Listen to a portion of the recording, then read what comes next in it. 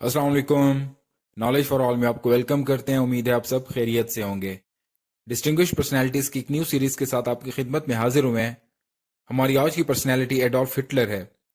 Viewers, Hitler एक निहायत गरीब घराने से ताल्लुक़ रखता था। वो 20 अप्रैल 1899 को ऑस्ट्रिया में पैदा हुआ। उसने वियना, जो ऑस्ट्रिया का दारुल हुकूमत है, उसके कॉलेज फाइन ऑफ आर्ट्स में दाखिला लेने के लिए दरख्वास्त की, लेकिन कॉलेज के मेयार पर पूरा ना उतरने की वजह से दाखिला ना मिल सका।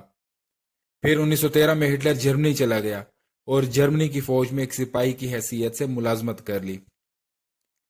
उसने पहली जंग अजीब में महज एक सिपाही की हैसियत से ही फराइज सर अंजाम दिए, क्योंकि उसके अफसरान के नज़दीक हिटलर में कायदाना सलाहियतों की कमी थी, इसीलिए मजीद तरक्की ना कर सका।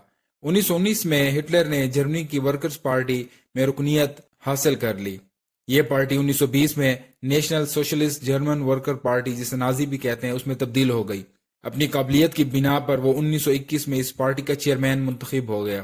फिर आहिस्ता आहिस्ता ये पार्टी मजबूत होती गई और 1930 में जर्मन की दूसरी बड़ी पार्टी बन गई। फिर 1933 के इलेक्शंस में नाजी पार्टी अक्सरियत हासिल तो ना कर सकी, लेकिन सबसे बड़ी पार्टी होने के नाते सदर ने हिटलर को हुकूमत तश्कील देने की दावत दी और हिटलर मुल्क के आला तरीन ओहदे यानी चांसलर तक रसाई हासिल कर गया।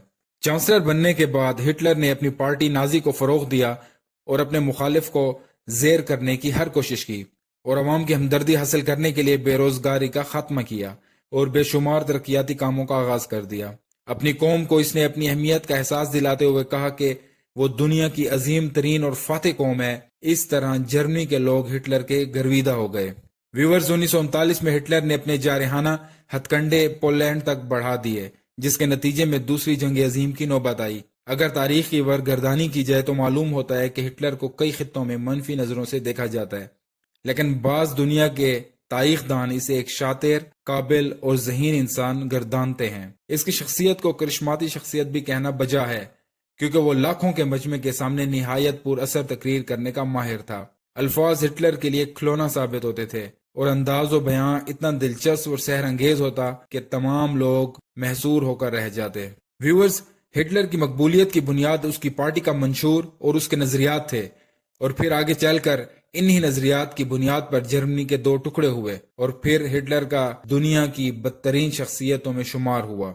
जर्मनी की कौम आज भी अपने अजदाद की गलती पर नादिम है और अक़वाम आलम के सामने तलबगार मानी बनी हुई है। यहूदियों का कहना है कि हिटलर ने जर्मनी और पोलैंड में तकरीबन 60 लाख यहूदियों का खून किया और इसी नस्लकशी को यहूदी होलोकॉस्ट के नाम से याद करते हैं। दूसरी जंग अजीम के आखिरी दिनों में 30 अप्रैल 1945 को हिटलर ने बर्लिन में अपनी जान बचाने के लिए जेर जमीन पनाह ली।